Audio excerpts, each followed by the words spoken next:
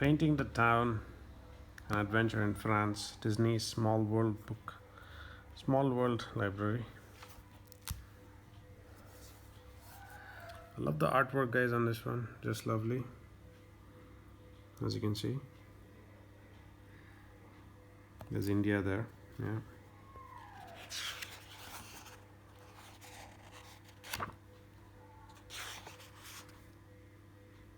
This is Grolier Enterprises Incorporation, Danbury, Connecticut. This book belongs to, not sure, the previous owner. Printed in the United States of America. Yeah.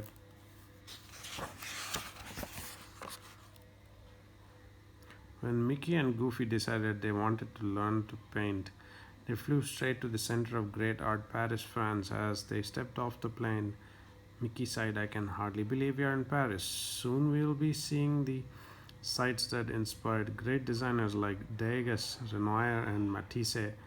Gosh, Mickey, do you think we'll ever be as good as they were?" Goofy asked. "We can try," Mickey answered with a smile. Lovely artwork. The next morning, Mickey and Goofy visited the famous Louvre Museum. "I've never seen so many great paintings in the same place," Mickey whispered. "Look, there's a Degas painting of ballerinas." Mickey read from the guidebook.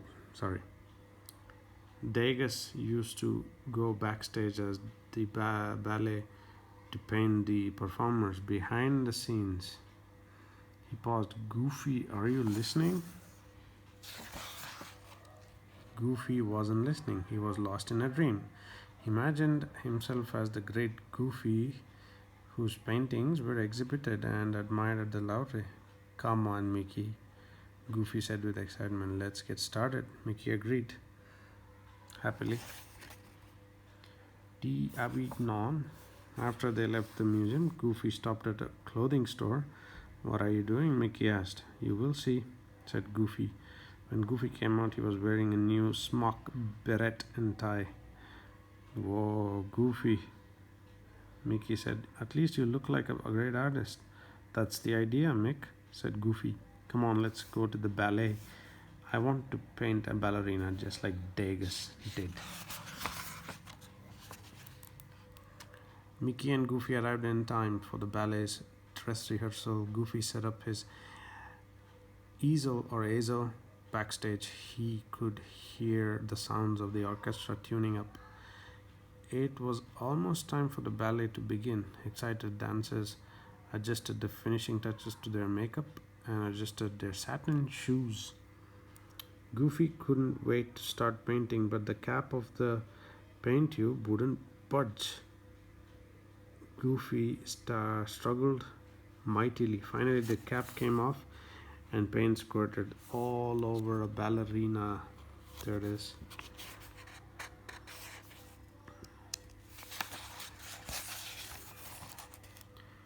Goofy felt terrible, but the rehearsal went on. Goofy tried to wipe the paint off the dancer, but the more he wiped, the more it spread, and it was hard to keep up with her as she leaped about the stage. "Gosh, being an artist isn't as easy as it looks," Goofy said later, sighing. "I think I know what the problem is," Mickey said. "We shouldn't try to paint like Degas. We have to figure out what is best thing for us to paint." "I don't think ballet is the right subject for us, Goofy. Let's find our way back to the hotel and think about it." The next day, Mickey and Goofy set up to see the Eiffel Tower. There, they met a young Parisian boy named Jacques, who was admiring the tower too. Mickey and Goofy introduced themselves and told Jacques how they had come to Paris to be painters. "I want to be an architect," Jacques said. "Someday, when I grow up, I will design a building as magnificent as this." And just as they named the tower after it, designer Alexander Eiffel, "They will name my building after me," he told them. Mickey and Goofy looked at each other and they said, Let's paint the Eiffel Tower. What a wonderful idea. May I watch? Jack asked. Sure, they told him as they uh, set up their easels and paints. Mickey and Goofy painted and painted. Before long, the two painters declared they were finished. But Miami's Jacques began. As soon as Goofy held up their paintings, the problem became clear to them. Neither Mickey nor Goofy had been able to fit the entire tower onto one canvas. What will we paint now? Goofy asked. Jacques suggested painting the flowers at the Luxembourg Gardens and told Mickey and Goofy how to get there. It was nice to meet you, Mickey said. Would you like to get together in a few days to see our paintings? The new friends arranged to meet later that week at the Café Rouge.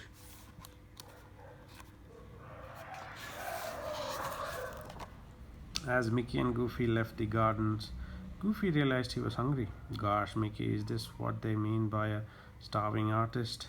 He asked.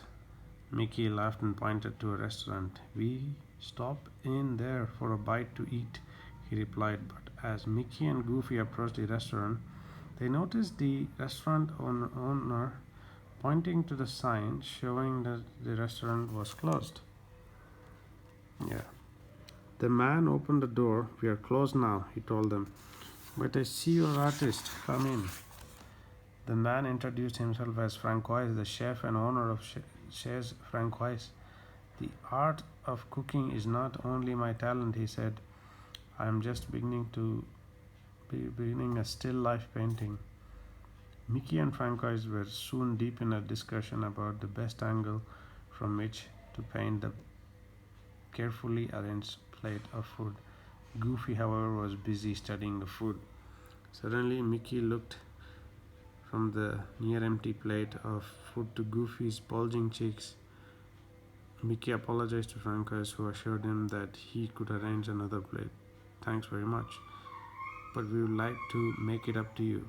Would you care to join us later this week at the Café Rouge? I will be delighted, said Francois.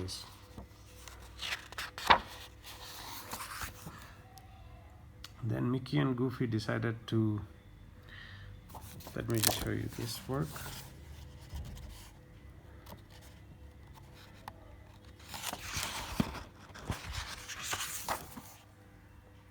The artwork, yeah. Lovely artwork, guys. I mean, the design. Then Mickey and Goofy decided it was time to go to one of the cafes in Latin Quarter. The cafe was crowded, so they shared a table with Mikhail, a young university student who was also very interested in painting. As Goofy munched a crusty ham and cheese sandwich and an eclair, Mikhail told France's greatest artists, writers, and thinkers have always met to discuss their work at places like this one. This cafe is what Paris is all about, Mickey declared. We will paint here. Goofy looked around around the crowded cafe and daydreamed how one day people would say, "This is where the great Goofy got his start." He was so busy dreaming that he didn't notice what he was doing. Instead of dipping his paintbrush in his paint, he dipped it in someone's soup. When Mickey realized what had happened, he hastily apologized to the angry customer. Then he hurried Goofy out of the cafe. But now, before inviting Michel to join them and their other new friends later that week.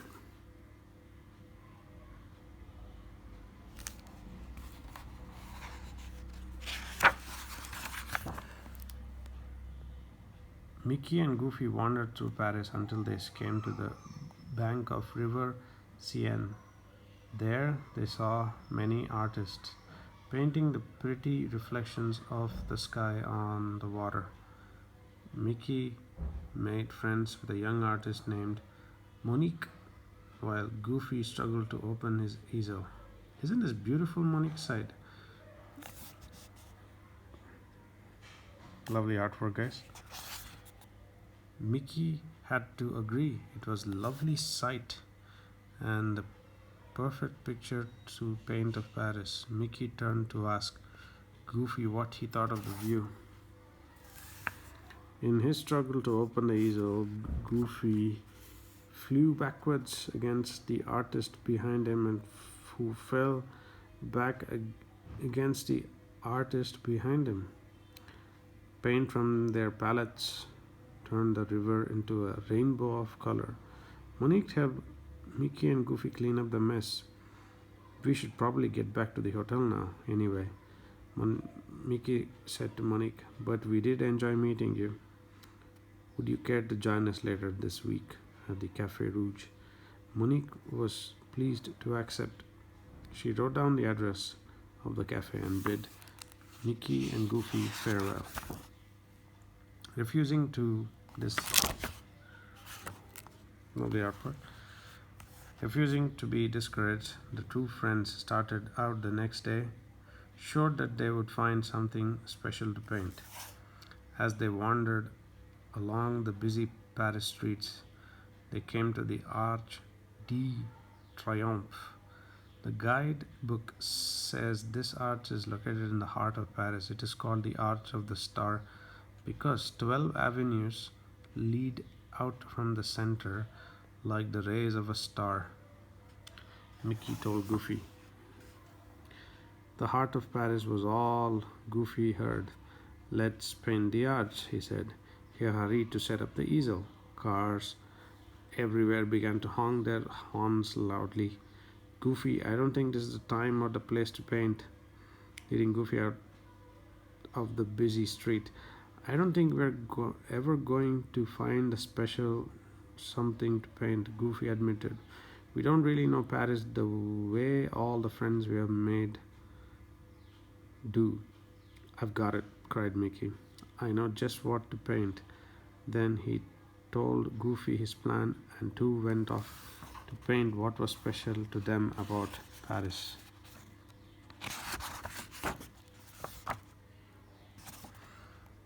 On the last day of their stay, Mickey and Goofy excitedly awaited the plan of their friends. They couldn't wait to show them their painting. At last, guest arrived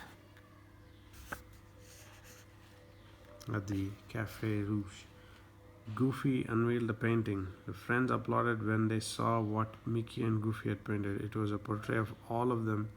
It was wonderful. What we finally figured out, Mickey explained, is that it's best to paint something special, and all of you are what has made France so special to us.